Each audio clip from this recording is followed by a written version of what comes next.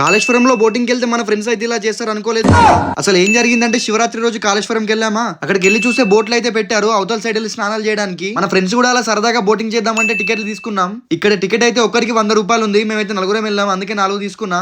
అక్కడికి వెళ్ళి చూస్తే ఒక బోట్ అయితే ఫుల్ అయిపోయింది మామ, అందుకే ఇంకొక బోట్ కోసం అయితే వెయిట్ చేస్తున్నాం. ఇంకొక నలుగురు వచ్చాక అయితే మనం వెళ్లాల్సిన బోట్ అయితే తీశారు. ఇప్పుడు ప్రెసెంట్ బోట్ లో అవుతున్నాం మనం. ఇప్పుడు ప్రెసెంట్ అయితే వాటర్ అయితే తక్కువ ఉండడం వల్ల అవతల అయితే దగ్గరగానే ఉంది మామ.